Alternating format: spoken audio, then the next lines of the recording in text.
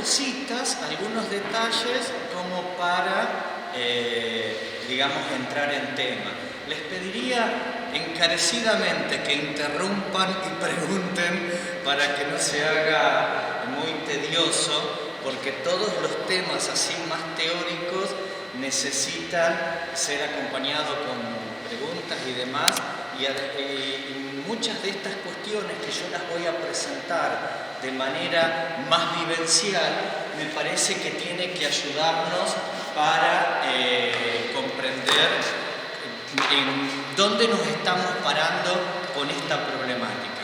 La primera partecita yo les cuento cómo fui llegando a esta cuestión y después hago una aclaración que estamos en el módulo de psicología y en qué aspecto yo me voy a centrar, que no va a ser directamente en la cuestión terapéutica, clínica de la logoterapia, sino en todas las derivaciones que eso ha tenido. Y les voy a decir de alguna manera por qué la cuestión es así. Hace muchísimos años, como experiencia personal, yo ya se los había contado en el primer encuentro, a mí los temas que tienen que ver con mi profesión, pero que además elijo, siempre los elijo porque tienen una dimensión vivencial. Un defecto mío es que yo quiero que las cosas que voy estudiando después puedan llevarse a la vida cotidiana y puedan ser entendidos por todos. El conocimiento que no puede ser extendido de alguna manera queda en campos de pequeños grupos exclusivos y está bueno para esos pequeños grupos, pero hay cuestiones que tienen que poder salir a la calle, porque la calle tiene que ser un lugar cada vez más digno y más sano, ¿no es cierto? Y más rico en las cuestiones vivenciales. Bueno, Viktor Frankl y esta tercera escuela de psicología de Viena, tiene esas posibilidades y entonces ustedes van a poder ir viendo algunas derivaciones. Yo no les envié todavía la bibliografía, pero gran parte de la bibliografía está en formato electrónico. Mucha otra parte de la bibliografía está para que uno la lea en audiolibro. No es muy divertido el audiolibro, pero si uno tiene paciencia es otra manera de leer. Y sobre estos temas que yo voy a trabajar, sobre algunos hay muchos videos hechos y sobre otros hay menos.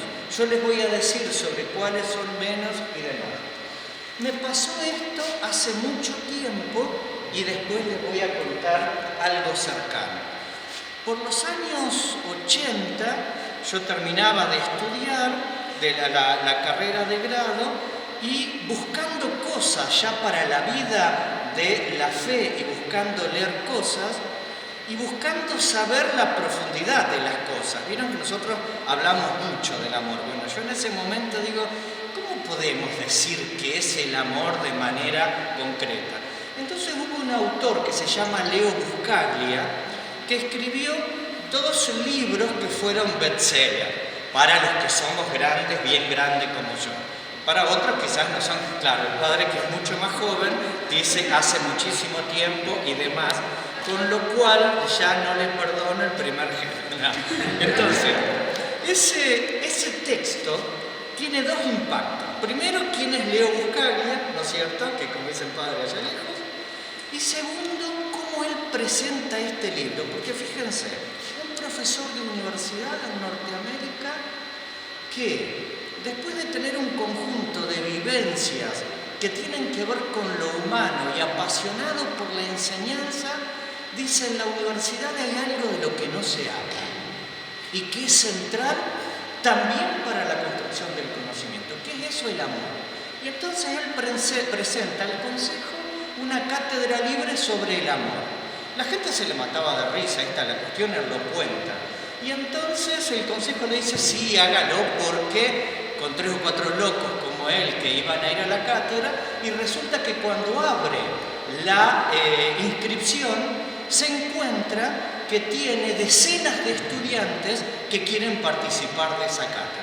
Entonces el libro, que es el resultado de algunas de esas experiencias, ¿no es cierto?, empieza de esta manera, que tiene que ver con esto, pero tiene que ver con un posicionamiento del existencialismo que es: tenemos un dato del cual no podemos dudar, podés dudar de todo, pero no podés dudar de que te vas a morir.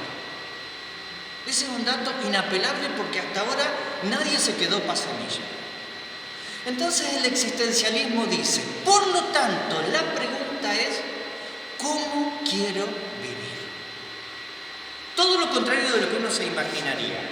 Ese número tiene un significado, y esto que ahora les voy a contar, porque quizás uno puede pensar que nos estamos posicionando en un lugar, digamos, negativo. No es así, y espero poder transmitir. Durante el invierno de 1969, una de mis alumnas, inteligente y sensible, se suicidó. Provenía de una familia de clase media alta, aparentemente normal. Sus notas eran excelentes. Era muy popular entre sus compañeros, algo muy importante para el suelo norteamericano, ¿no? Ese día del mes de enero, condujo su auto hasta los acantilados del Pacific Palisades de Los Ángeles y dejó el motor en marcha. Caminó hasta el borde de un profundo acantilado frente al mar y saltó hacia su muerte en las rocas del fondo. No dejó nota alguna, ni siquiera unas palabras que explicaran su proceder. Solo tenía 20 años. Desde entonces no he podido olvidar sus ojos, alertas, vivos, sensibles, llenos de promesas. También recuerdo sus trabajos y exámenes que siempre leí con interés. En uno de sus trabajos, que ella no volvió a ver, había escrito un trabajo muy bueno que había escrito él, ¿no? Perspicaz, inteligente y sensible.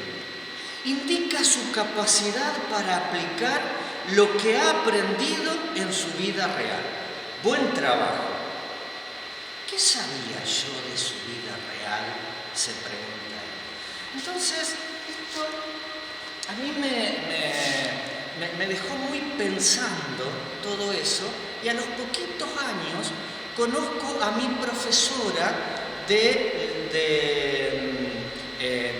filosofía existencial, que además de ser profesora en filosofía, era terapeuta, era psicóloga, y era una de las primeras y pocas psicólogas de logoterapia que había en Santa Fe y en Entre Ríos.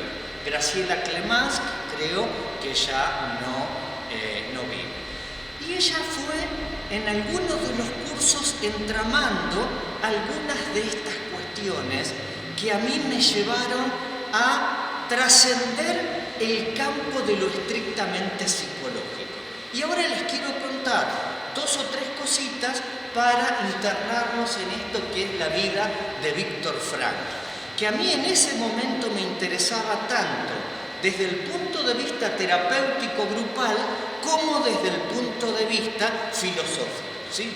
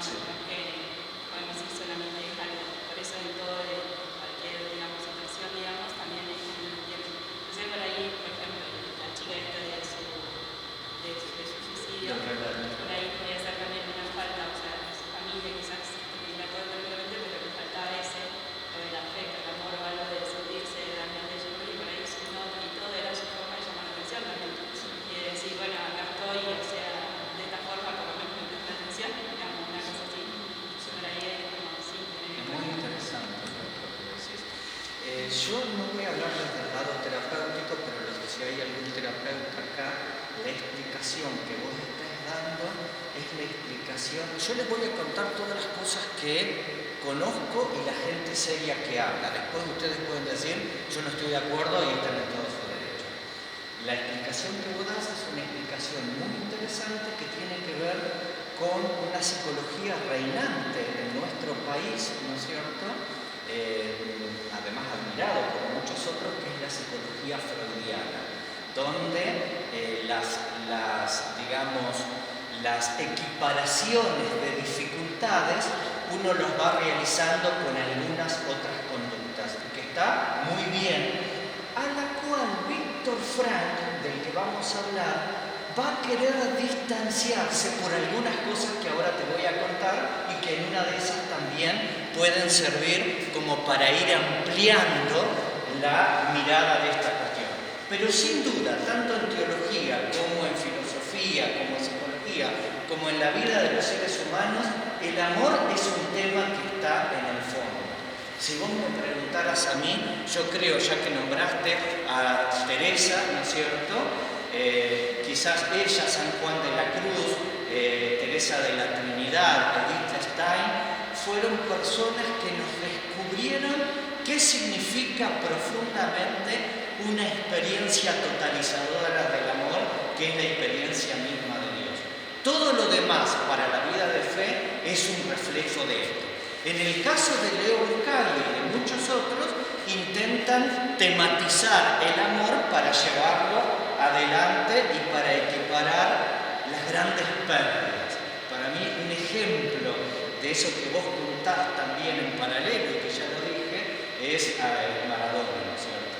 Creo que a él también le faltaron una cantidad de cuestiones por las cuales generó una cantidad de conductas. Pero eso es una manera de interpretar. Y me das pie, si hasta acá te parece, si me das pie, les comento. Algunas de las cosas que voy a decir a especialistas muy renombrados, yo los coloqué ahí en la bibliografía, como Claudio García Pintos, no sé si estarían de acuerdo, pero a mí me gusta y siempre me fue útil para poder ingresar a estas problemáticas. Quiero contarles esto. El campo de la psicología, una de las cuestiones que trata de abordar y trata de comprender es la conducta de los seres humanos en el campo del desarrollo de su personalidad y fundamentalmente en el campo de lo afectivo, ¿no es cierto? Que no estoy diciendo de los sentimientos, sino de la afectividad en una concepción muy amplia. El amor, una de sus grandes dimensiones, es toda la dimensión afectiva del ser humano. Entonces, desde que la psicología se independiza como ciencia, que el hito está puesto en 1879, con la fundación del Laboratorio de Psicología de Wundt, ¿no es cierto?, para el análisis hasta ese momento de cómo se podía observar y conocer la conducta de los seres humanos. A partir de ahí, con el surgimiento de Freud, una gran pregunta que los seres humanos, los estudiosos se hicieron fue: ¿por qué nos enfermamos en nuestra vida psíquica? Psique significa alma. ¿Por qué nuestra alma, nuestra experiencia profunda se enferma? Y terapéuticamente eso se entiende, ¿no es cierto? Y se dice que el ser humano se neurotiza y empieza a tener conductas que son repetitivas y que no lo ayudan de alguna manera a poder crecer. Estoy diciendo cosas así muy generales. ¿Qué dice Viktor Frankl en algunos de sus escritos? Que son no solo muchos, sino muy diversos en la interpretación que uno puede hacer. Él dice: yo me encuentro parado sobre los hombros de gigantes. Y él está pensando en las dos escuelas de Viena que son previas a él. La escuela freudiana de Sigmund Freud y la escuela de Alfred Adler. Entonces, esquematizando rápidamente, ¿por qué nos enfermamos en nuestra vida afectiva? Sigmund Freud va a decir por las represiones que realizamos de índole sexual. Porque nuestra sexualidad no está realizada, ¿no es cierto? Y por lo tanto, sobre la sexualidad ejercemos un conjunto de mecanismos que lleva a que nuestra vida afectiva se enferme. Eso fue a finales del siglo XIX y principios del XX, y hoy toda la escuela psicoanalítica de alguna manera sigue sosteniendo estas visiones. Su discípulo, que es Adler, que empieza a trabajar con los trabajadores obreros y la clase trabajadora obrera de principios del siglo XX, dice, la verdad que lo que enferma al ser humano y lo neurotiza es el complejo de inferioridad, porque él encontraba que todos estos trabajadores con los que él atendía se encontraban en algún momento con que no eran alguien, por decirlo de alguna manera. Viktor Frankl va a decir, en este momento de la historia, lo que enferma al ser humano, lo neurotiza, para la gente que sabe de psicología y demás, yo digo simplemente eso y le pido disculpas a los que saben mucho de esto, que me consta que hay. Dice, no es ni las represiones de índole sexual, ni el complejo de inferioridad, sino que es no tener sentido de vida. Y acá viene la cuestión de por qué está esto en la primera página. Porque este es el número que tenía en el campo de concentración de Auschwitz Viktor Frankl, que está durante 4 años preso en algunos campos de concentración, pero en Auschwitz le asignan ese número, ¿no es cierto? Y fruto de esa vivencia, por decirlo de alguna manera, aparece un libro que creo que es uno de los más conocidos y difundidos de Viktor Frankl, que se llama El hombre en busca de sentido. Hay muchas ediciones, esta es una edición muy interesante de una traductora seria, Herder, ¿no es cierto? Y en internet todos estos textos están de manera gratuita. Entonces, ¿por qué les comento esto? Porque un tema que tiene que ver conmigo, pero que también tiene que ver con la sociedad donde vivimos, es el tema del suicidio. El tema del suicidio no es un tema nuevo. Yo les digo cómo llegué en un determinado momento, en los años 90, a trabajar la escuela de Viktor Frankl. Por 2 cosas. Primero, porque yo había estudiado mucho a Freud en psicología, y la verdad que tenía algunas cosas que no lograba que tuvieran un diálogo con la experiencia de la fe, pero también con lo que pasaba a los jóvenes en ese momento. Y lo segundo es que a partir de los años 70, en psicología no hay una sola línea, sino que al menos hoy podemos reconocer fácilmente 15, 18 escuelas que en el mundo están disputando sus saberes. En esa misma época, con mi esposa, ¿no es cierto?, que en ese momento éramos novios, nosotros conocimos una escuela de la que Claudia es egresada, que es el counseling, que es una línea dentro de la psicología junto con otras que habíamos conocido, ¿no es cierto?, que es la de la terapia familiar, que empezaban a abordar las problemáticas desde otros espacios. Y ahí me encuentro, no solamente en la facultad, con estas personas que les conté, sino que me encuentro con Viktor Frankl, que no es un psicólogo en el sentido estricto, sino que es un psicólogo, que en realidad ya les voy a decir que es un psiquiatra, ¿no es cierto? Es un psicólogo que tiene una mirada que busca la problemática hasta el fondo. Y el tema del suicidio es un tema que nos interesaba mucho, y me interesaba mucho no solo individualmente, sino que me interesaba socialmente. Hacia los años 90, esta provincia de Santa Fe, junto con la provincia de Córdoba, 90-91,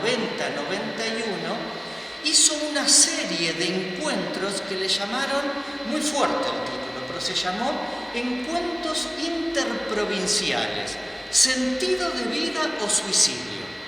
Esos encuentros interprovinciales surgieron entre los ministerios de salud y de educación de las dos provincias, porque geográficamente en Frontera y San Francisco era el pivot de una región donde se daban los más altos índices de suicidios del país.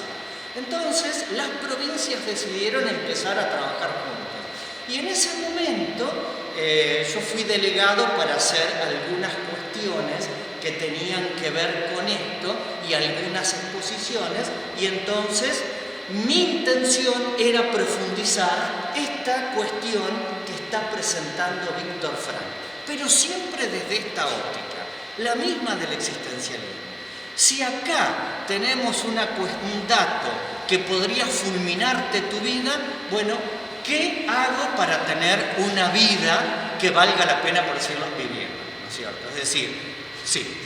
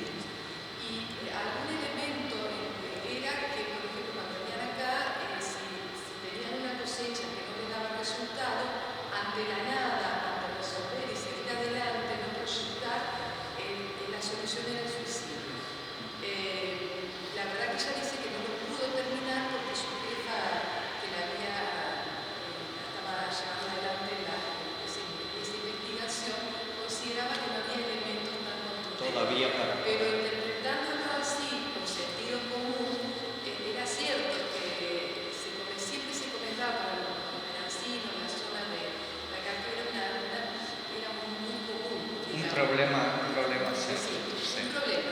Era un problema. En ese momento que Graciela debe haber participado, las provincias tenían equipos de investigadores que estaban trabajando mucho la problemática.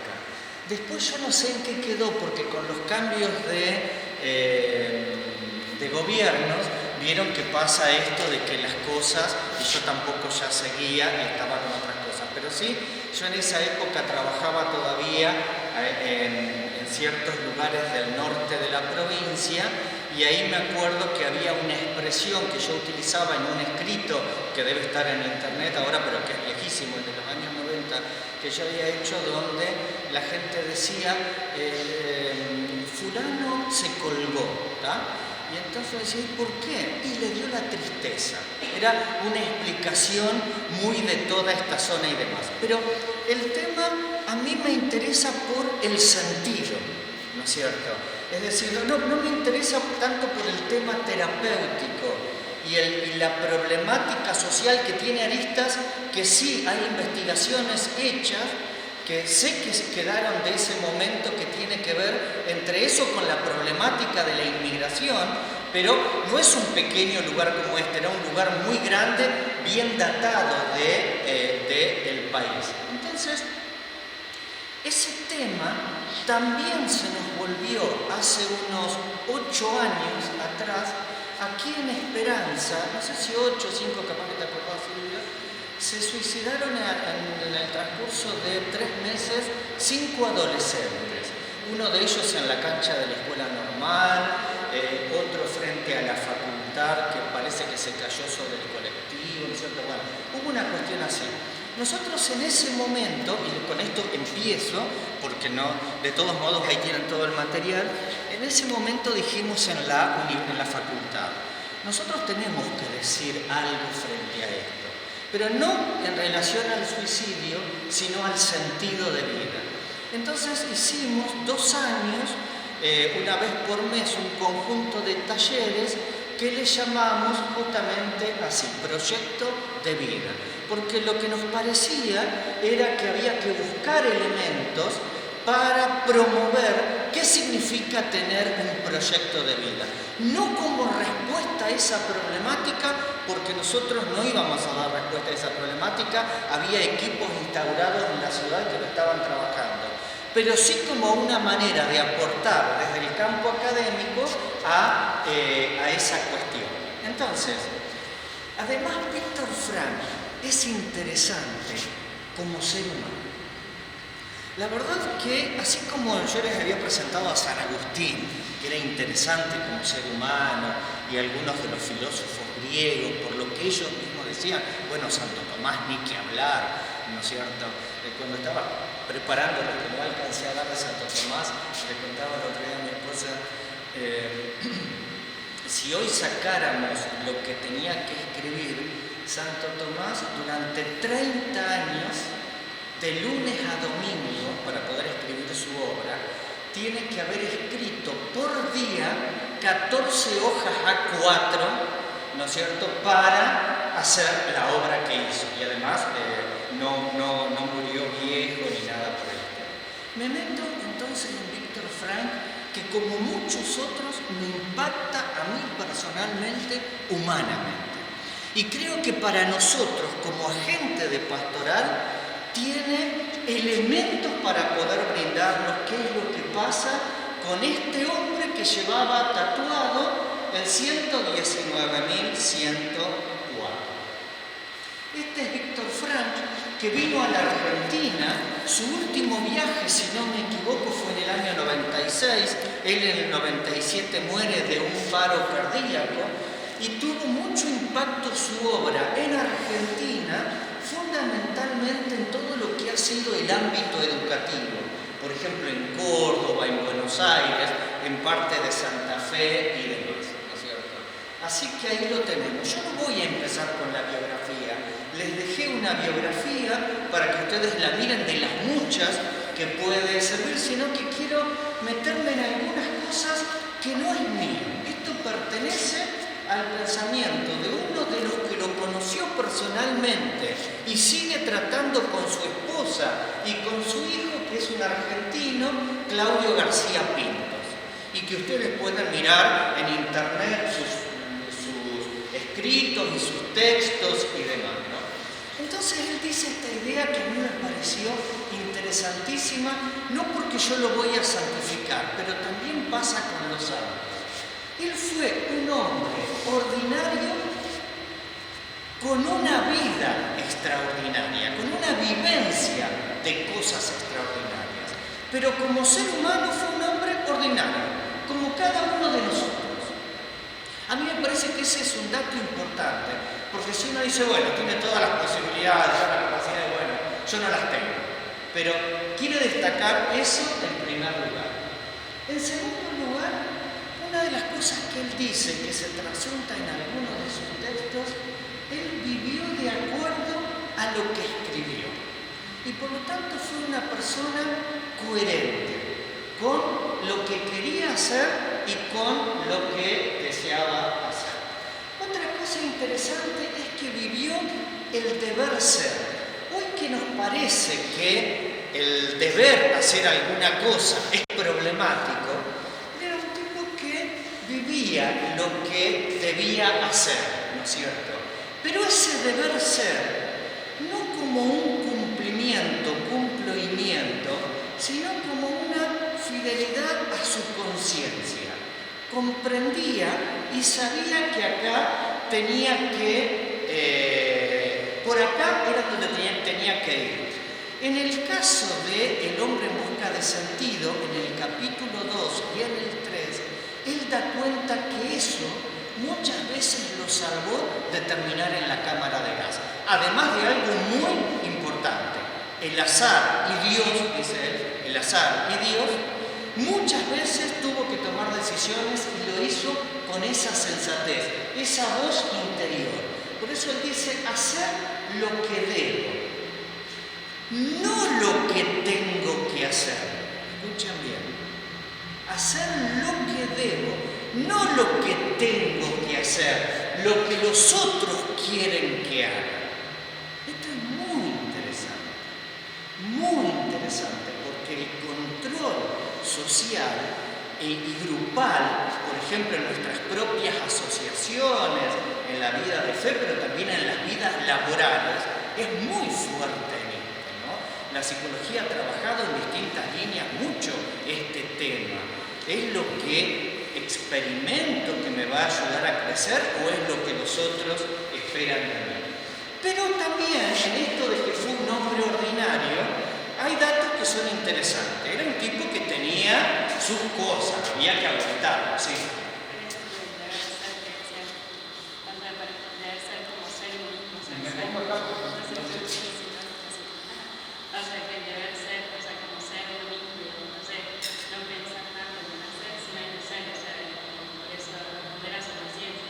Exacto.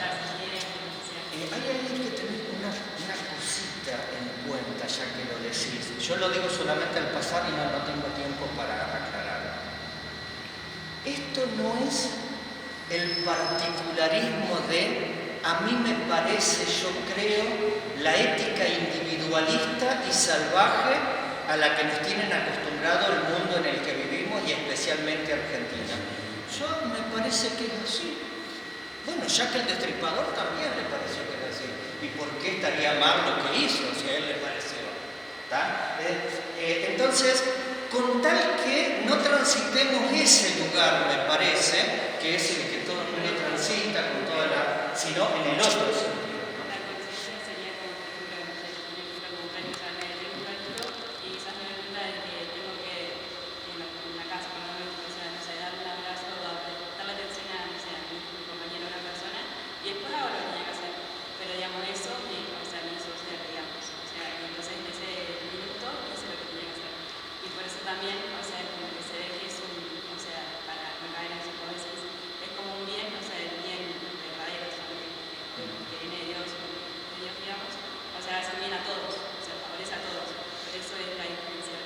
Excelente. Dos cosas tengo que decir ahí. Primero, que uno no necesita saber, estudiar una cantidad de cosas para tener en la voz de la conciencia lo que es estado de lo que está bien y de lo que no. Pero, a la vez, necesito ir esclareciendo y formando mi conciencia, porque la conciencia también se puede deformar y laxar. Y se puede adormecer, ¿no es cierto? Entonces hay todo un trabajo que hacer, pero por ahora no termino. Quería contarle la otra cara de Víctor Frank. Bueno, él era un adicto al trabajo. Cuentan alguna anécdota que lo invitaban a cenar y entonces le decían, sí, yo acepto, pero con tal que ustedes me dejen elegir el restaurante al que queremos ir. Y entonces él elegía el McDonald's porque decía, se come rápido, pronto, charlamos y puedo volver para seguir leyendo y produciendo, ¿no? Era un adicto al café. Bueno, hay otras anécdotas, ¿no es cierto? Un fanático de los anteojos. Hay una caja enorme de distintos tipos de anteojos que él se probaba y se colocaba según las circunstancias. A las corbatas, a un interlocutor que lo estaba presentando, le dice, qué linda es tu corbata, Franco, ¿me la podés dar? ¿Está? Y también un fanático del alpinismo, de tal manera que antes de la internación en el campo ya era alpinista, y después hay una anécdota también, ya la pueden encontrar, que es con la BBC, que le piden una entrevista y él dice el sábado a las 15 horas, qué sé yo.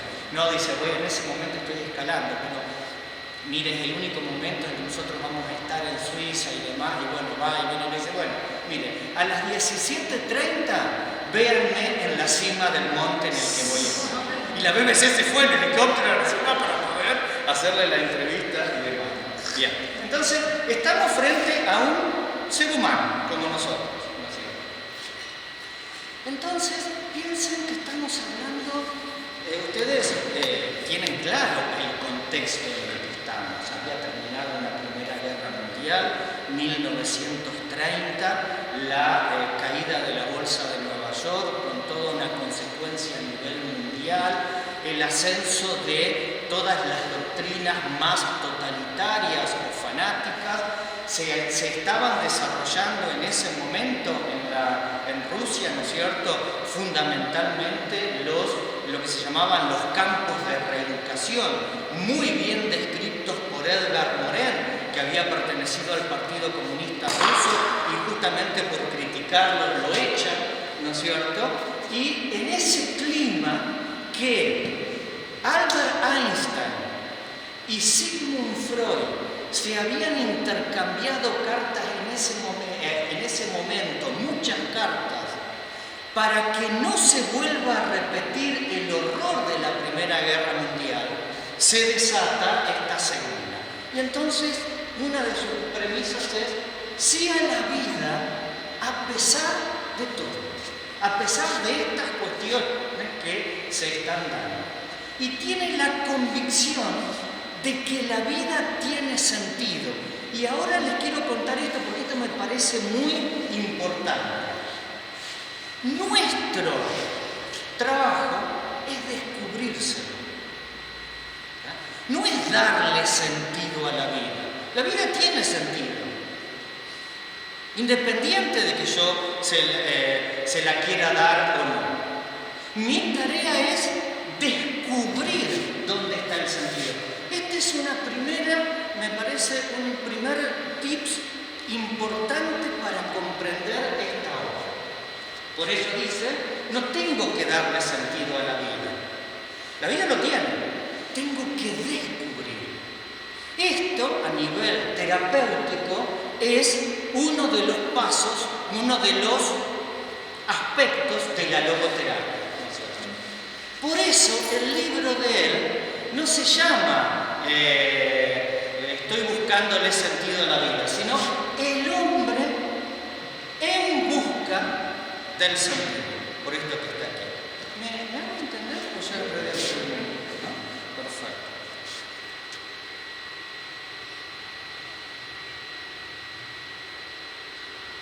¿Cómo encuentro ese sentido? Acá viene la cuestión. Él dice, la vida permanentemente nos hace preguntas. Yo puedo estar sordo, puedo hacerme el sordo, puedo no estar atento. A ver, con esto no estoy hablando culposamente. Puedo no estar preparado ni siquiera para escuchar. Si yo vivo para sobrevivir, por ejemplo, cuando se somete a los seres humanos a trabajar 18 horas por día porque no le alcanza el sueldo, esa persona evidentemente que está viviendo para sobrevivir. Entonces es muy difícil poder escuchar.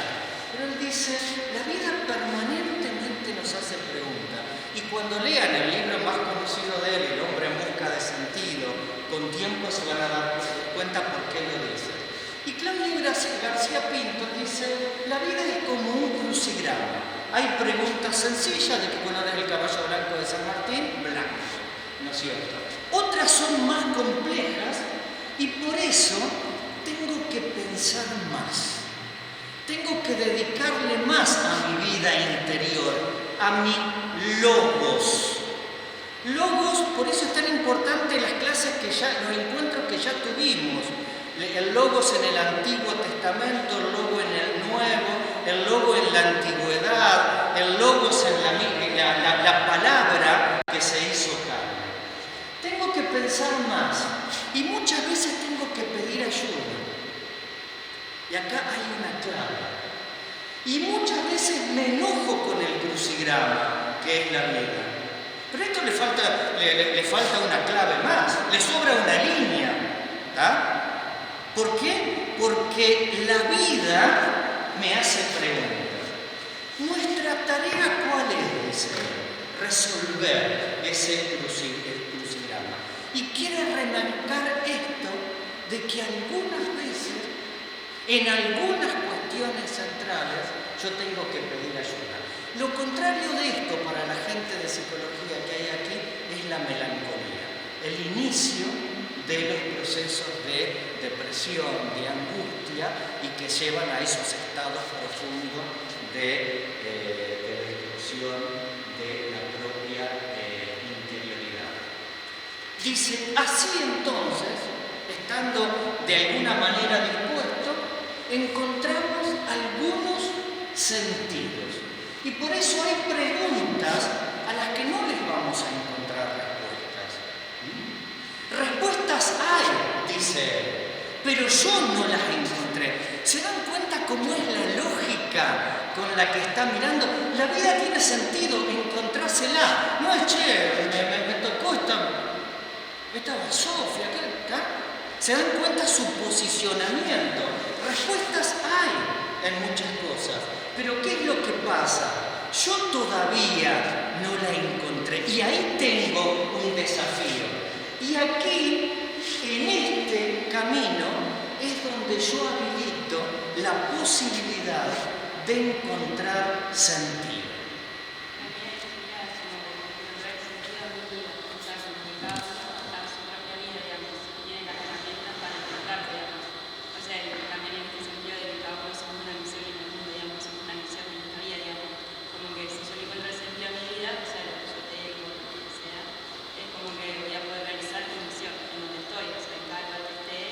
Sí.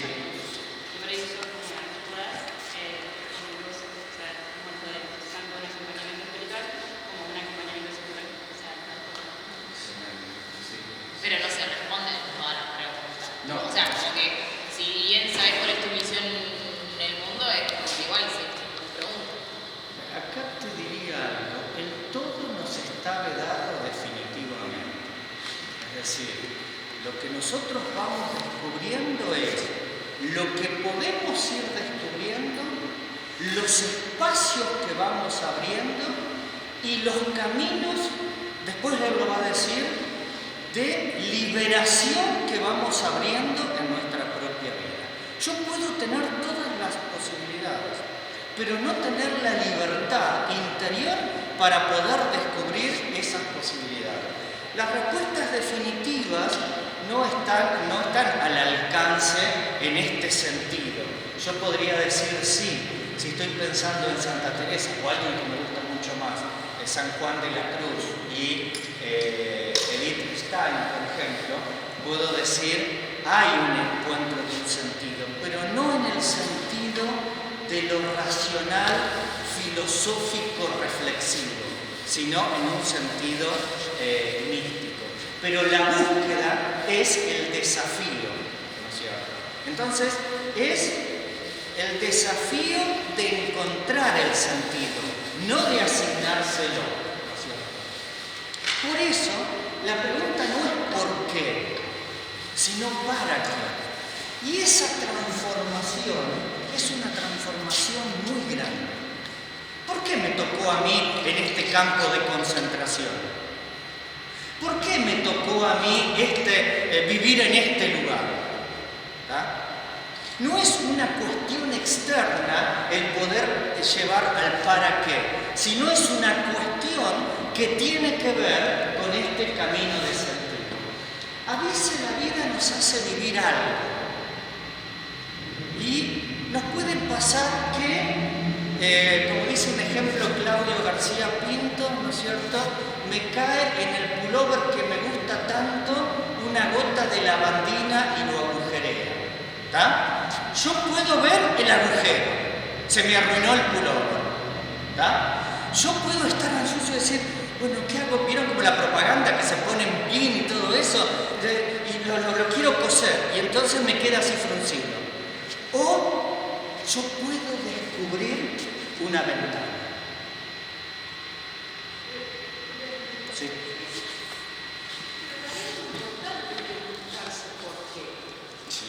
Porque ayuda a veces a cuidado, me cayó la gota de la lavandina porque fui descuidado, porque siempre tengo una actitud de, no sé, me hace un poquito Bien. El por qué. Muy bien. Todo el porqué, y la filosofía es el saber del porqué excelente, es justamente la búsqueda de un porqué en el sentido de buscar la manera de explicar eso, porque de ahí te lleva a un para qué. El porqué que él está destacando es el porqué que te deja inmóvil, porque me produce frente al crucigrama la indignación de que no fue preparado para mí y me siento excluido. Por ejemplo, el ejemplo que da cuando el hijo dice, mi hijo me dijo, se me cayó esto. Cuando uno le echa la culpa a otra circunstancia, no me acuerdo muy bien el ejemplo, pero uno se tiene que preguntar, ¿por qué me sucedió esto? Entonces asumo la contingencia del hecho. No sé si... Sí, lo que pasa es que perdón. Ay, corté. Estaba libre. El porqué de acá es el que no te permite entrar al para qué. Y ahora, enseguida, cuando veamos el campo, ustedes van a entender cuál es el porqué. No es el porqué de la filosofía del que está buscando el sentido, sino es el porqué del que está indignado frente a la vida y se queda clausurado. Entonces, todo para qué te va a llevar al porqué. Pero el porqué, cuando está en el ámbito de la autopercepción lastimera, por decirlo de alguna manera, no te lleva al para qué. Por eso las ciertas enfermedades sociales y psicológicas actuales tienen que ver con el sentido que se le da a todos los caminos del tener. ¿Por qué yo no lo tengo? ¿Por qué no tengo el auto que quiero? ¿Ah? Que tiene ese sentido. Muy buena tu intervención. Sí, Claudia. Sí. Quizás para aportar resumidamente, a veces el porqué, desde ese sentido que vos lo mostrás y que lo muestra la logoterapia, hace que yo me estanque, y el para qué me viene a ayudar a trascender esa situación, porque a veces ni siquiera sé por qué sucede lo que sucede, y más en situaciones graves o que no sucede. Sin embargo, ese camino, yo coincido en esto, validar el porqué, porque a veces, y también en estos ámbitos, se nos dice muchas veces, bueno, no te preguntes el porqué. No, mejor que te preguntes, porque eso te abre a la búsqueda, pero ayudar quizá a la persona y a uno mismo a decir, hay que poder trascender y llegar a ese para qué. Sí, totalmente de acuerdo. Por eso, lo que pasa es que como nosotros estamos muy acostumbrados en Occidente al porqué, que está muy cerca de una enorme problemática que es la de la masificación y el consumo, ¿no es cierto? Entonces nos hace ruido. Pero el porqué necesariamente, como ustedes dicen, tiene que abrir al para qué, y el para qué te abre a un porqué. Parte del descubrimiento del sentido es tratar de preguntarse qué voy a hacer con lo que tengo. ¿No es cierto? Y eso, una de las expresiones con las que se puede traducir alguno de sus cuestiones, esto de reinventarse, cambiarse el nombre, esto de poder mirar esa situación trágica desde otro lugar que te abra la libertad. Todo esto está en orden a su vivencia y a su experiencia de ser el prisionero, y por eso esto de disponerse a reconstruir. Es decir, me quedo.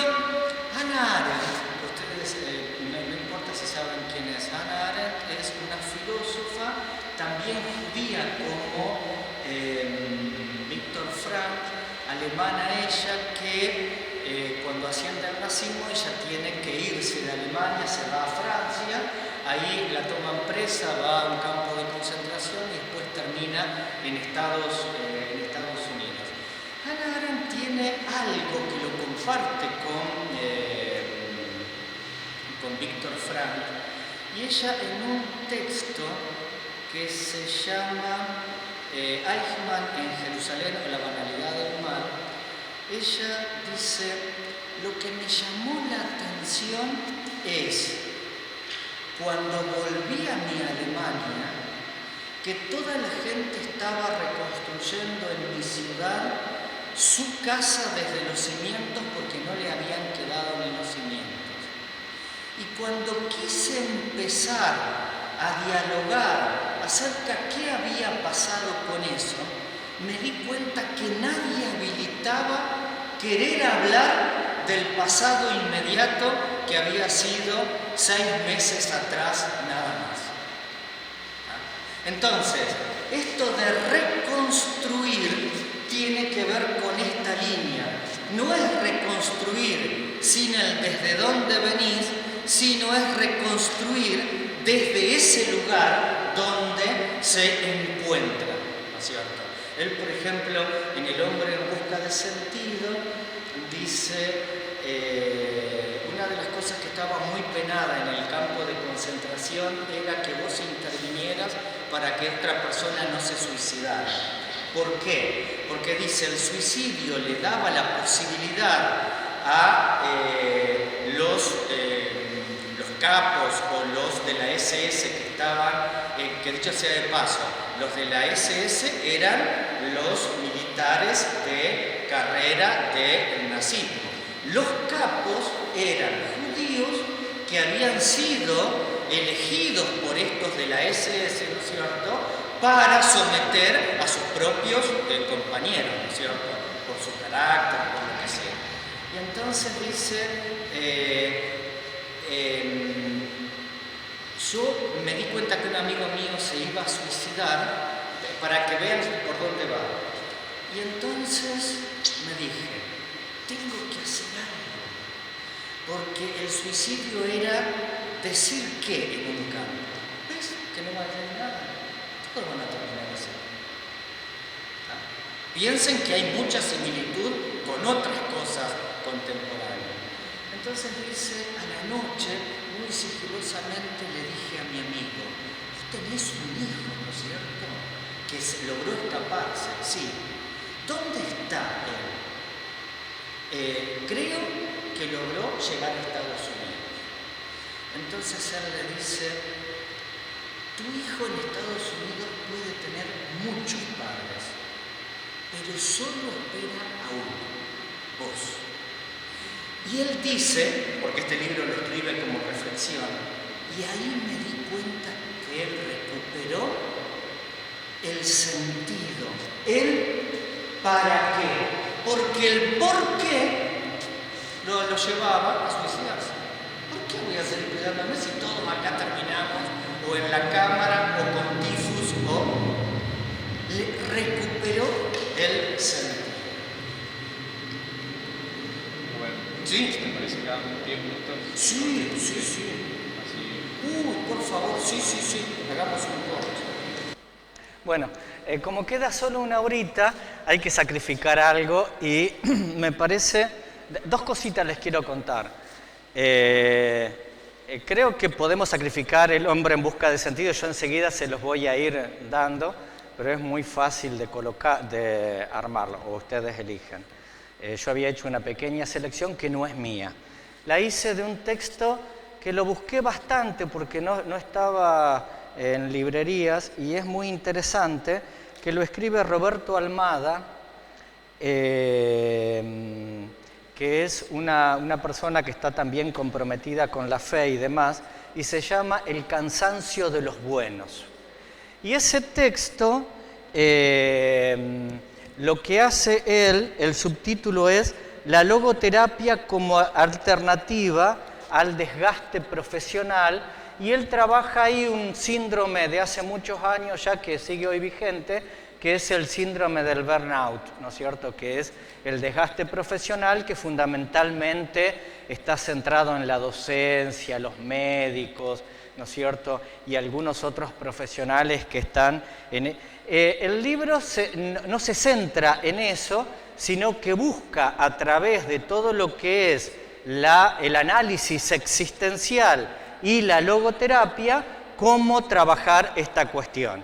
Entonces, al final ustedes van a encontrar de ese libro el ejercicio que yo quería hacer ahora, que era extraer algunas cosas del hombre en busca de sentido y algunas reflexiones que él hace, que a mí me parece que son interesantes para posicionarse en este momento, porque este momento llamado post-pandemia, por decirlo de alguna manera, ¿no es cierto?, también tiene algunos desafíos. Y si les parece, avanzo un poquito en este ratito que nos queda y ustedes pueden intervenir, inclusive los que saben y conocen más sobre la problemática, sobre un poco avanzar en esto de qué significa el sentido y los desafíos del sentido, porque están en otros textos más, digamos, menos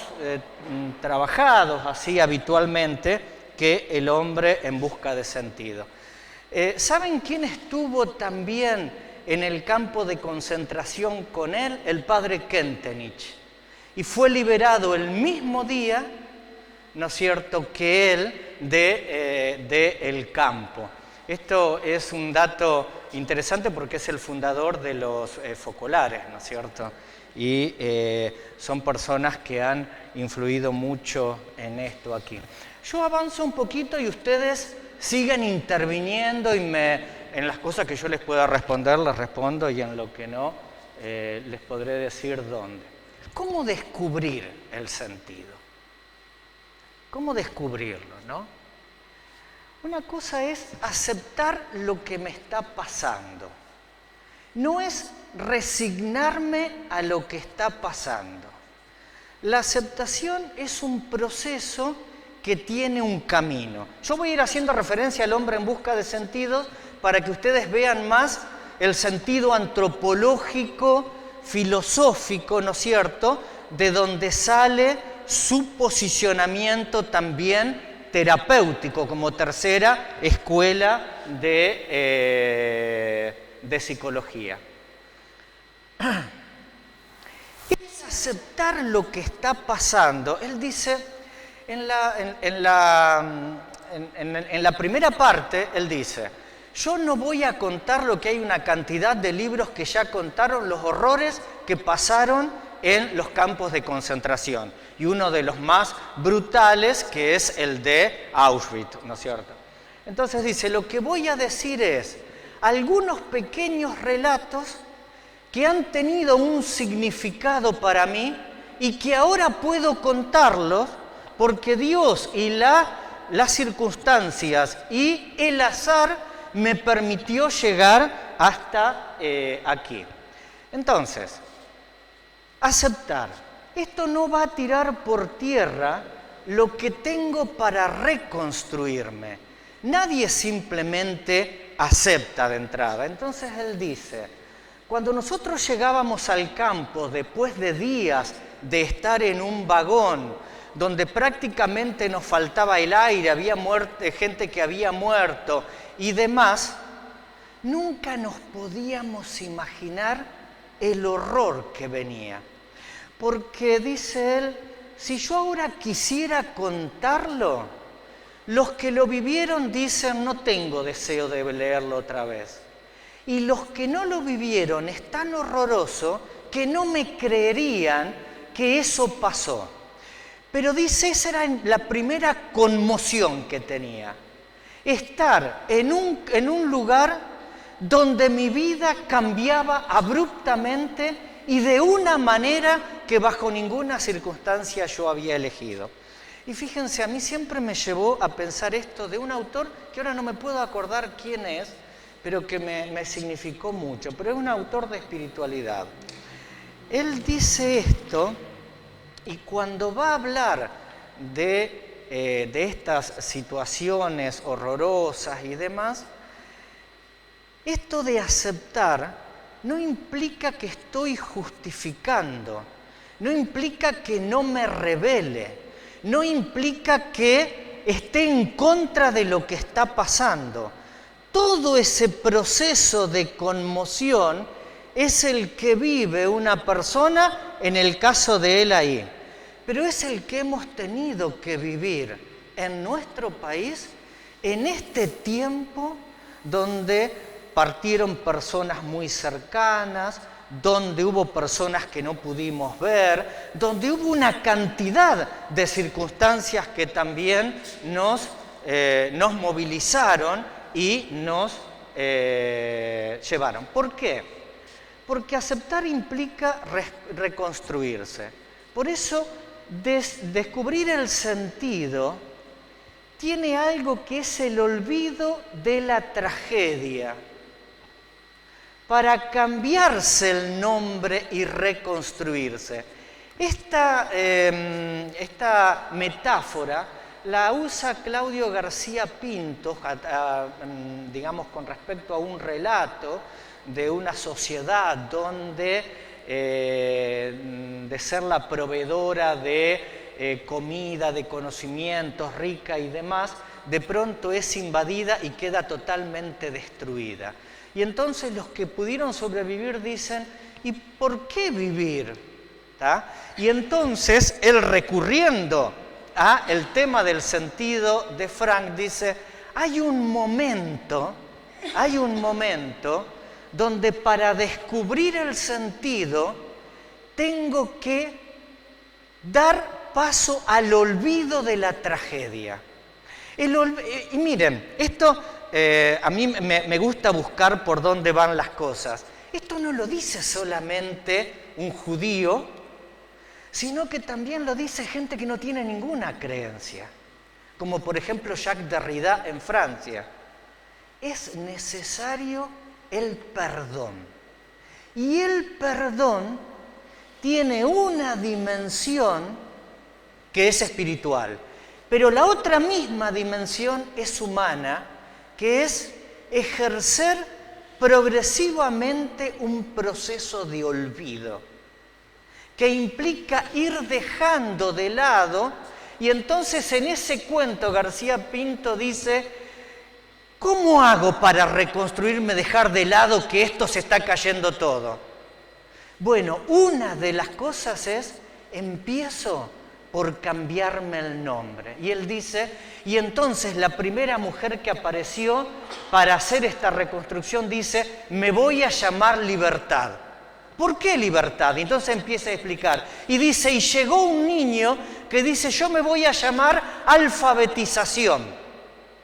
¿Se dan cuenta por dónde va ese cuentito, el sentido? Que la palabra olvido, la palabra reconstrucción, no es estrictamente en el significado, sino que es en el descubrimiento del sentido. No olvido porque justifico que lo que estuvo mal no es malo, sino porque necesito incorporarlo, y ahora voy a emplear la palabra, al proyecto de vida. El sentido se descubre y aparece. Se descubre porque tengo una actitud de búsqueda. Y en esa actitud de búsqueda el sentido aparece. Sin embargo, aunque yo no lo vea, detrás de los acontecimientos, dice él, el sentido existe. El sentido existe. Y vuelvo a el hombre en busca del sentido en medio de un campo.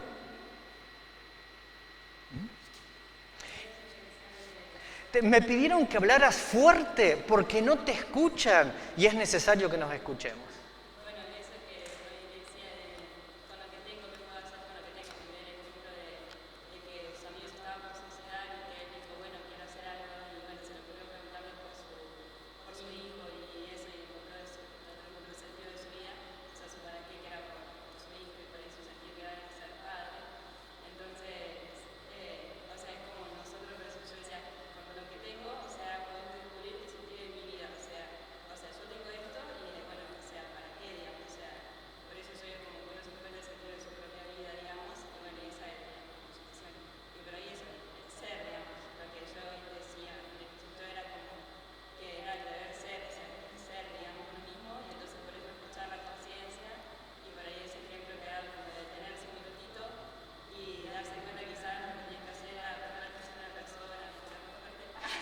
O hablar más fuerte. O sea, algo así, digamos, y después quizás ya con eso ya fuiste y haciendo, digamos, algo así. Cuando ustedes vean, para reforzar lo que decís, el hombre en busca de sentido y la búsqueda del sentido, que es otro de los textos, algunos están traducidos con distintos nombres. Este que les estoy diciendo es el que pueden encontrar en internet gratis.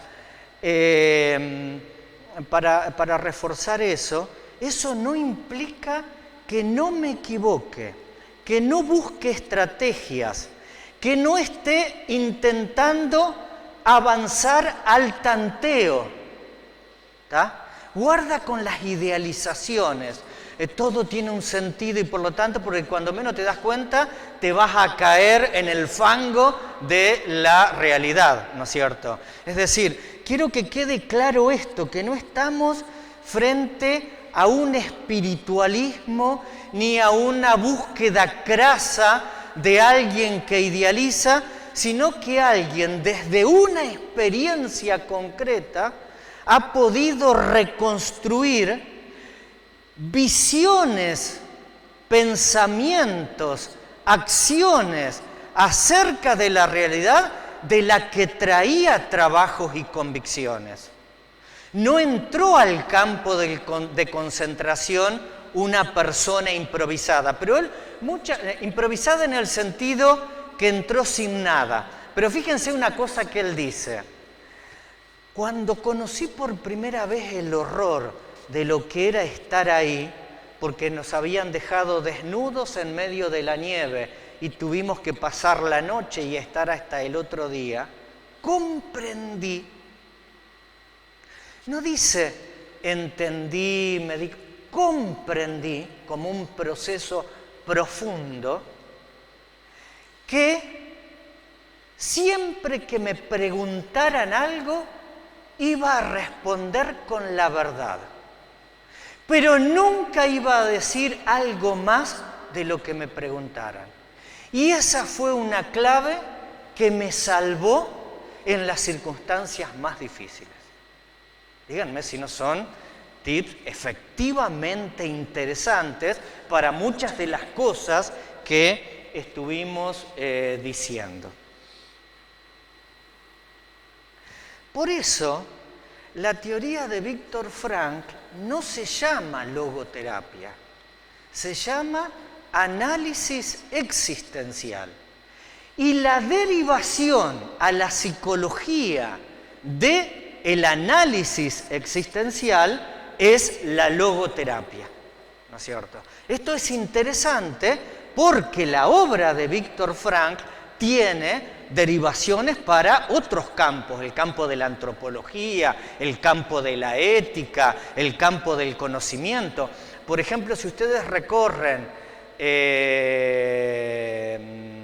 la existencia del sentido, ¿no es cierto?, van a ver que él cita todos los trabajos que en ese momento en Norteamérica de investigación se estaban haciendo para poder reforzar su propio punto de vista. Esto me parece otra cosa interesante, porque si no nosotros tendemos, ¿no es cierto?, como a colocarlo en un solo espacio. Bueno, no la vamos a ver y vamos a ver algunas cositas que tienen que ver justamente con esta...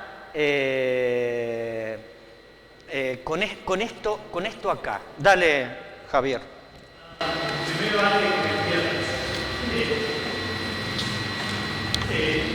algunas definiciones, digamos, que a ver si yo entendí con otras cosas que ahí vamos a chocar. A ver, ¿qué es psicología, psiquiatría, logoterapia? Esas palabras, y después, a ver, el sentido, digamos. ¿Usted usa el sentido como un vector, digamos, voy para allá, o el sentido como un objetivo, o como que hay cosas así, digamos, como montañas, como hitos, que voy para allá, que me conviene que no? ¿Qué significa eso? Y después habla. Los campos del conocimiento hoy no tienen límites estrictos como tenían hace 50 años atrás.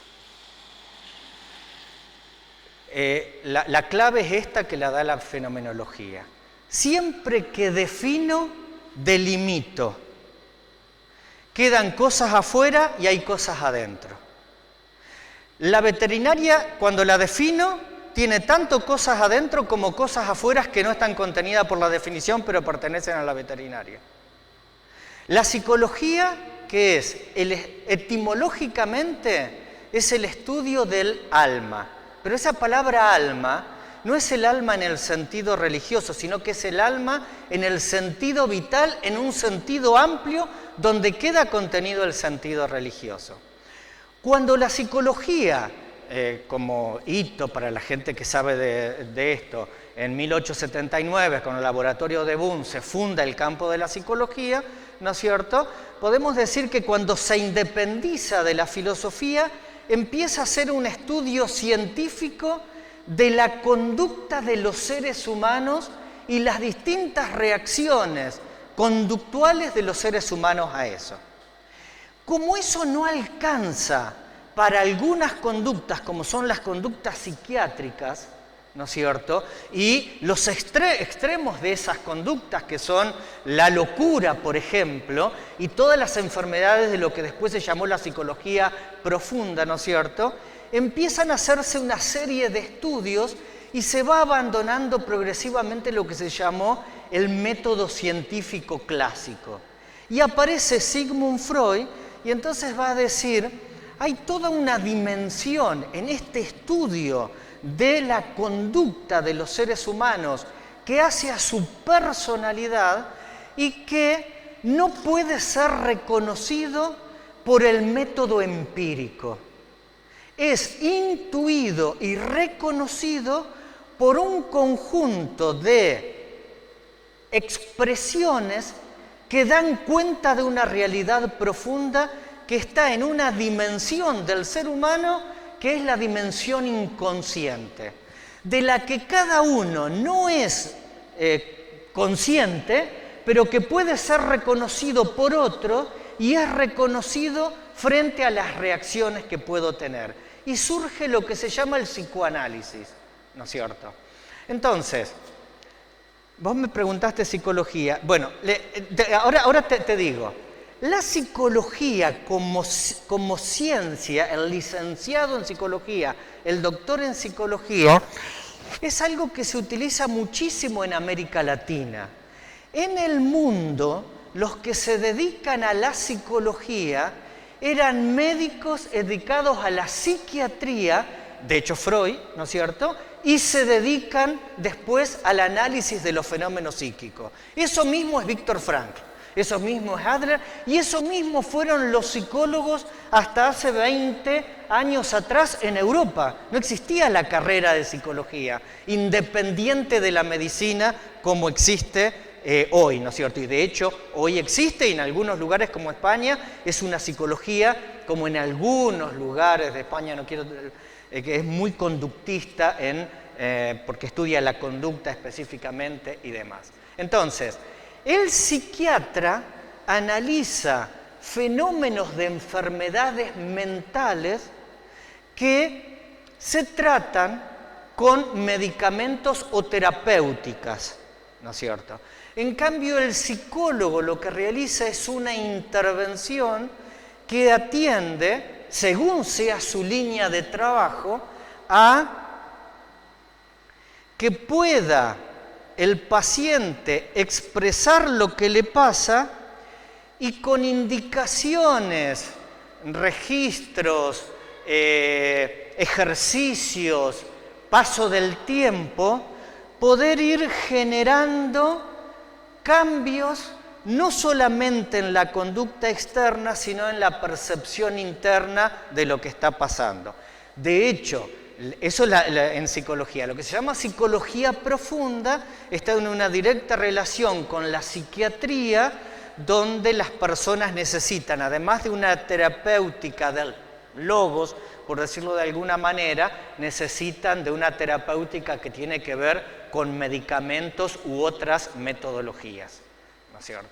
Eso sería... Esto, discúlpenme los psicólogos que estén aquí, esto es un esquematismo así, pero me parece que es importante que uno pueda entender dónde está. Entonces, hoy los campos del conocimiento han estallado. ¿Por qué? Porque la fragmentación del saber ya no resiste más. Y por lo tanto, cuando hoy yo hablo de algo, sé que ese algo está contenido ahí, pero está en directa relación con muchos otros aspectos del conocimiento y del... Por eso, hoy el enorme desafío es el diálogo interdisciplinario en casi todos los conocimientos. En teología, por ejemplo, la teología crítica, ¿no es cierto? En filosofía, todo lo que es el ámbito del pensamiento complejo.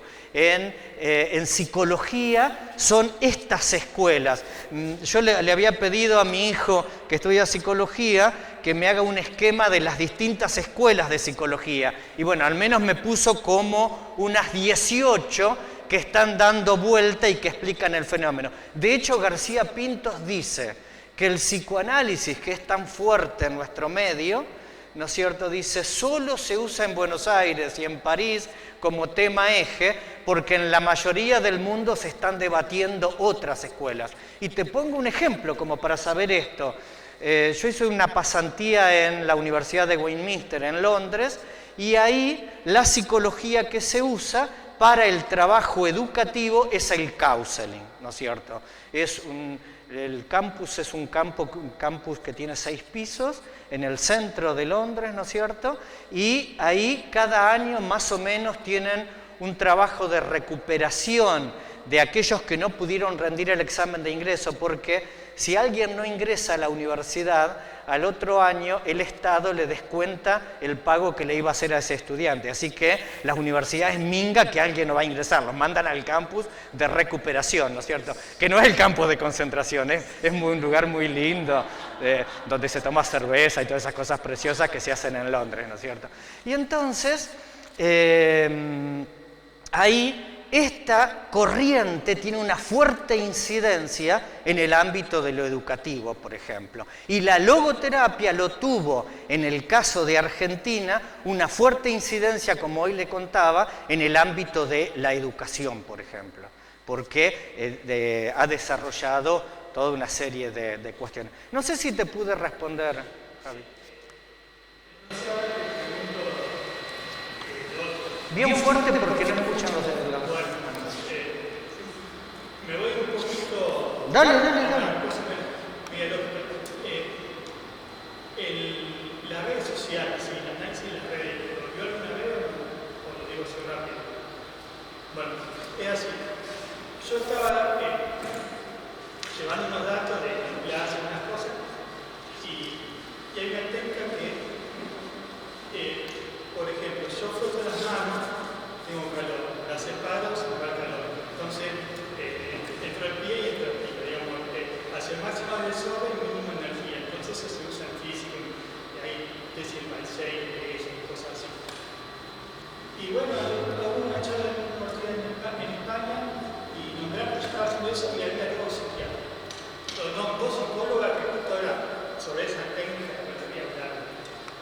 Y entonces, para ello era muy importante las redes sociales. Para mí otra cosa, el suelo en física era la parte de tecnología, pero la técnica era la misma.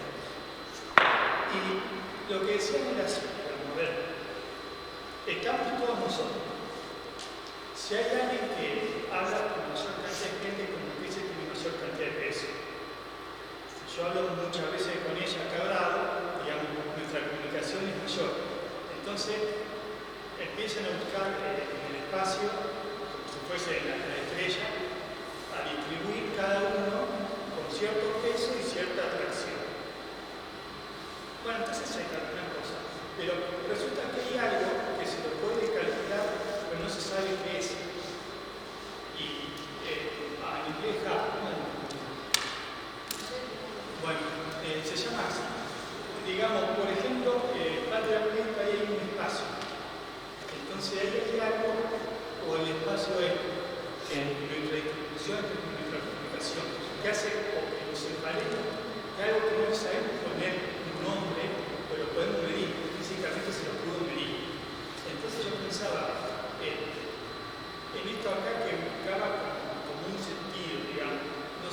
cuál es el sentido o cuántos son los sentidos, pero es algo que lo puedo como medir, como que sé que está ahí. Por ejemplo, yo sé que está Dios, otro sabe que está el ganar el fútbol, yo como que le colocan cierto peso, cierto algo que no sabemos qué es porque no lo podemos definir, pero lo podemos medir. Entonces, yo cuando lo escuchaba, el buscar eso, que es importante para uno, no sabemos cuál es el nombre. Yo cuando lo escuchaba hablar, yo pensaba en eso. Está muy bueno, pero es una técnica dentro de la psicología. Quienes tienen muy estudiado eso, pero no en lo que vos estás diciendo, que no lo conozco, sino algo muy similar, esos espacios, son los japoneses. Ellos han estudiado mucho ese espacio que hay en los procesos de interacción y demás. Pero lo que vos me estás diciendo son como técnicas, ¿no es cierto? Entonces, todas esas técnicas, yo por ejemplo cuando decías algunas cosas me acordaba de todo el trabajo que hace la Gestalt, ¿tá? Con la teoría del insight, que es el darme cuenta, que por ejemplo terapéuticamente vos te podés sentar en un determinado lugar, que pasan, bueno, pero son las metodologías de intervención que en muchos casos, según sea la corriente de psicología, se lleva al ámbito de la medida. No en el caso que vos me estás contando porque no lo conozco, pero se lleva al ámbito de la medida y de la matematización. Lo que sí conozco es que eso pasa en la astrofísica. Es decir, en la astrofísica pasa absolutamente eso. Cuando yo quiero descubrir un fenómeno astrofísico, lo que tengo para poder expresarlo en la pantalla es una fórmula matemática del tamaño de esa pared, ¿no es cierto? Entonces, pero son maneras de expresar fenómenos, ¿no es cierto?, que se reconocen en determinadas cosas. Si estás más en una línea conductual y conductista, dentro del ámbito de la psicología y de ciertas líneas de la psiquiatría, se necesita medir y registrar fenómenos, ¿no es cierto? Fenómenos conductuales, fenómenos de reacción, fenómenos de movimientos de la vista, fenómenos de movimiento del cuerpo y demás. Porque esa es una línea de psicología. En otra línea de psicología, como el psicoanálisis, la técnica está puesta en la asociación que se hace entre imágenes, sonidos y expresiones que aparentemente no tienen ninguna relación con lo que me está sucediendo o aconteciendo a nivel afectivo o a nivel sensible, por ejemplo. Otras líneas, como es la Gestalt que yo te contaba, lo que trabajan es más la cuestión de poder expresar a través del movimiento, que también lo usa mucho una línea de teatro, a través del movimiento y del juego, qué es lo que me está pasando adentro. Otras líneas, como la logoterapia, ¿no es cierto?, lo que fundamentalmente va a atender es a través del encuentro del terapeuta, por decirlo de alguna manera, y su persona acompañada, ¿no es cierto?, es el reconocimiento, el permitir que progresivamente se diga el logos íntimo de cada uno, que es la palabra última, ser, decías. Se fue. Ser, decías. La palabra última que te constituye. Hay palabras que yo la voy a descubrir después de mucho tiempo que me constituyen. Inútil, por ejemplo. O favorecedor. ¿tá? O acomodaticio. Palabras que marcan mi logos, modo de ser, por eso estoy tratando de ir colocando expresiones para poder ir descubriendo a dónde va esta línea que no es solo terapéutica, sino que también es antropológica. Es decir, en la medida en que yo me perciba realmente humano, me voy a percibir libertad, por decirlo de alguna manera. No sé si en esto me hago entender.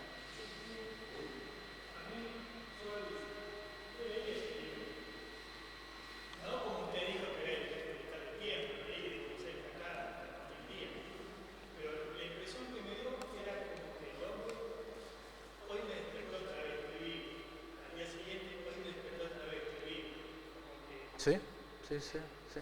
Porque es que él cuando... A ver, ¿qué hace un científico?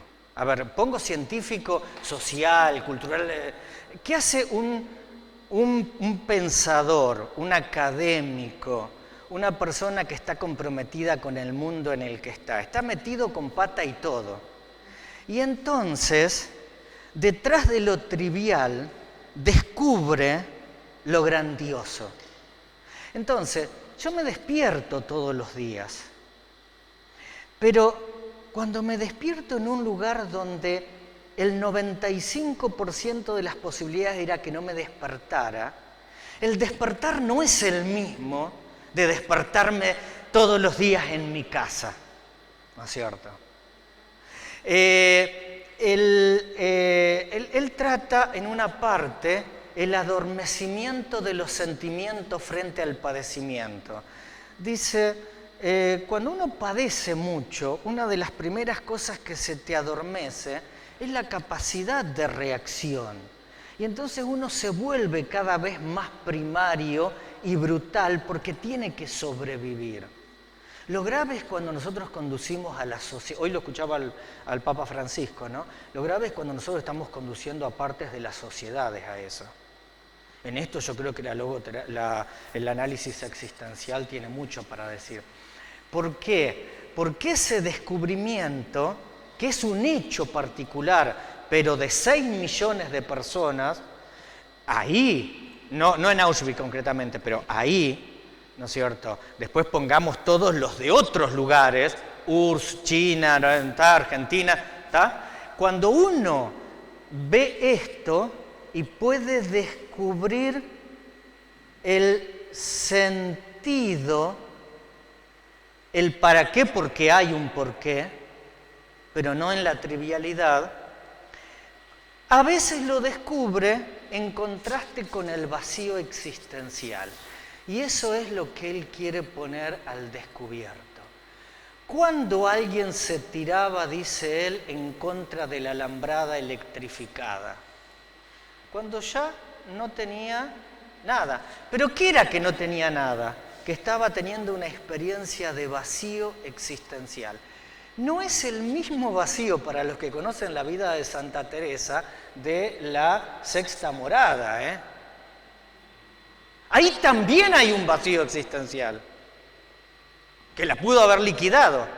Pero acá estamos hablando de eso que para él está marcando el mundo en el que vivimos.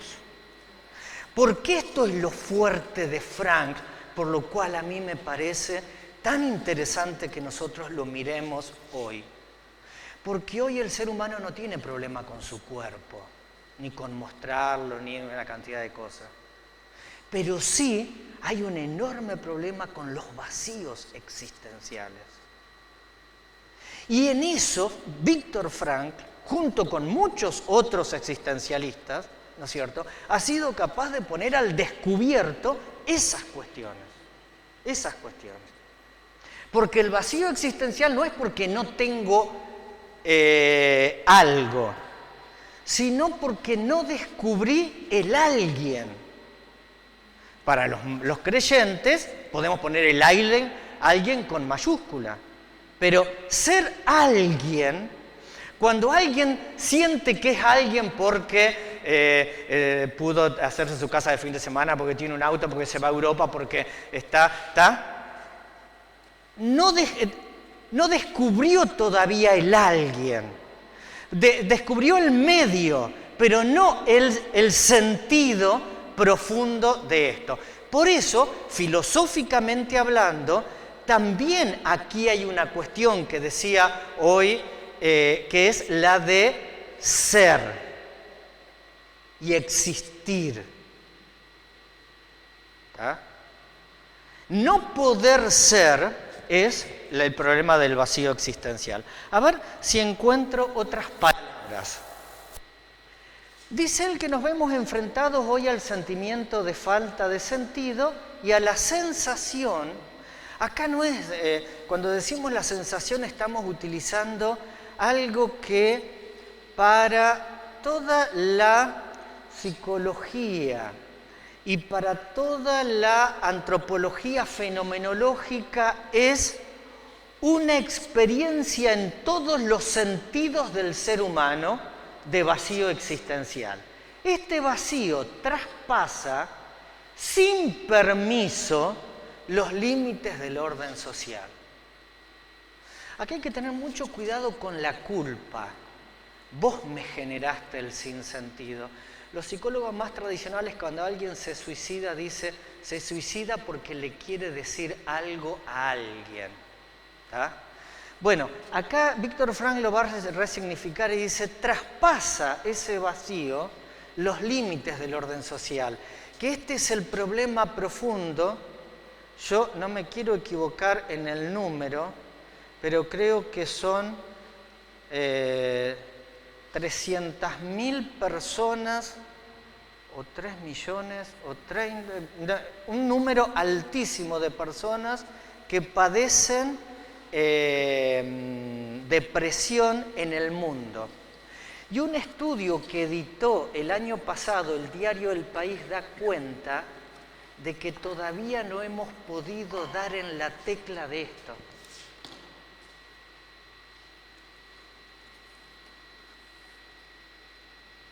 Esto es muy serio, ¿no es cierto? Traspasa los límites del orden social, tanto capitalista como socialista, porque uno podría decir, bueno, en determinados mundos esto, o en determinadas maneras de concebir lo social, esto no pasa.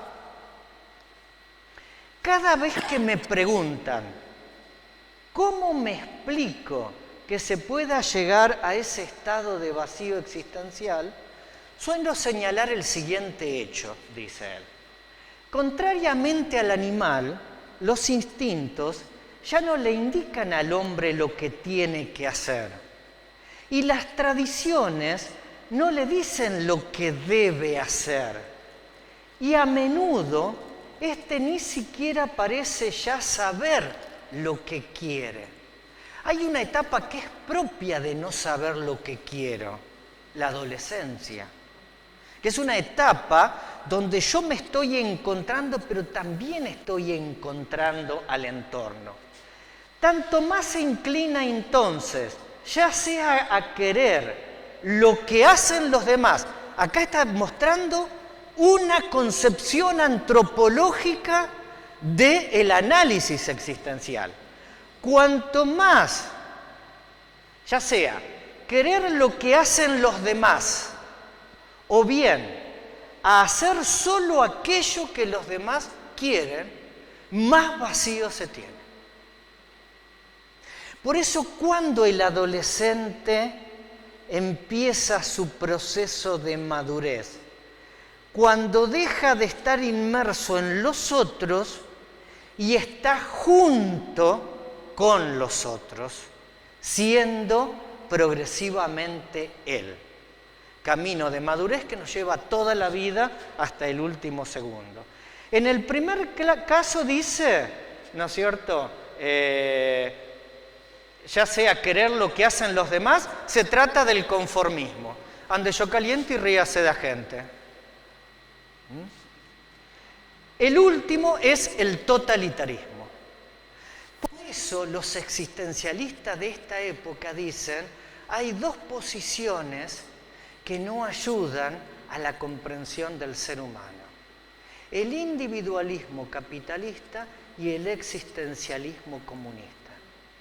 Porque los dos dejan al hombre a la intemperie, dice Martin Buber, otro judío. Estoy con todos los judíos hoy.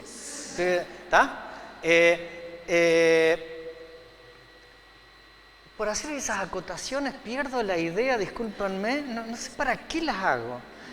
Entonces dice, porque uno te deja a la intemperie planetaria, el comunismo, y el otro te deja en la intemperie interior. Vos no te podés encontrar con vos mismo porque estás tan centrado en vos que no sabés dónde estás. Dice, únicamente cuando podamos descubrir la esfera del entre, seremos capaces de tener encuentros auténticos.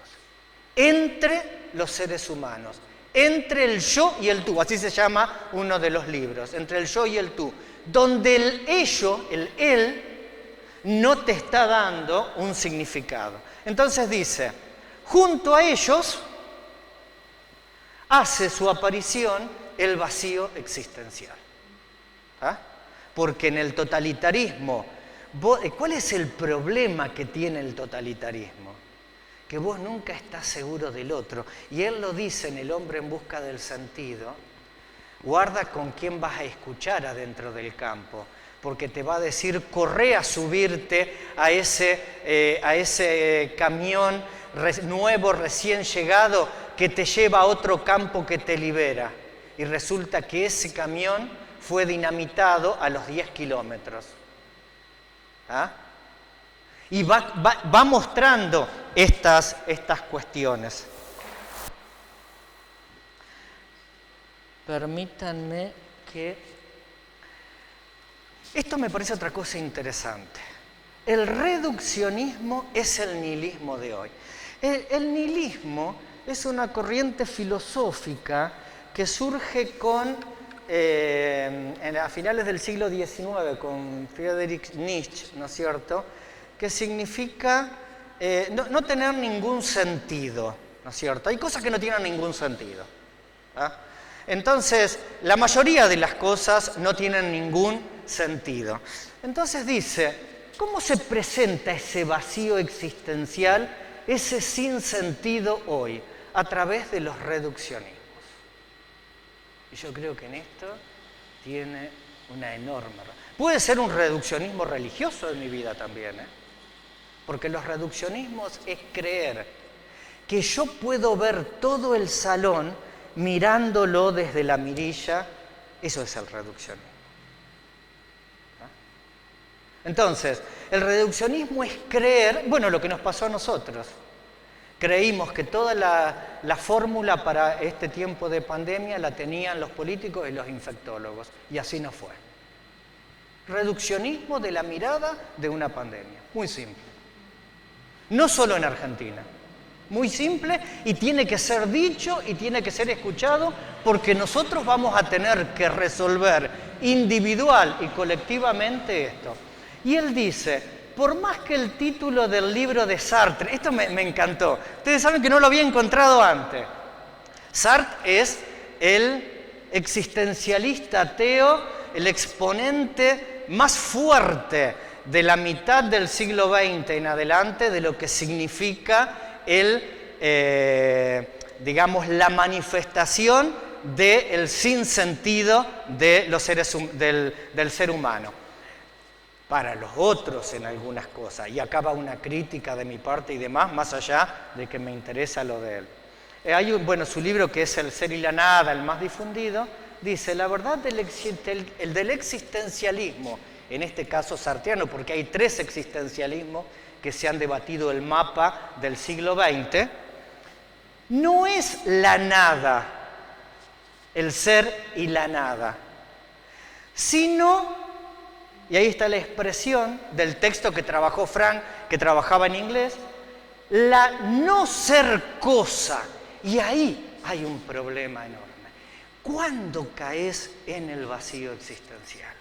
Cuando se cosifica. Cuando te cosificas, cosificás a los otros y cosificás el mundo de sentido en el que están. Fíjense qué lectura interesante que él hace. No ser cosa del hombre, dice. Proclamar que no soy cosa. El hombre no es una cosa, entre otras cosas. Y queda 1 minuto y voy a la última diapositiva de esto.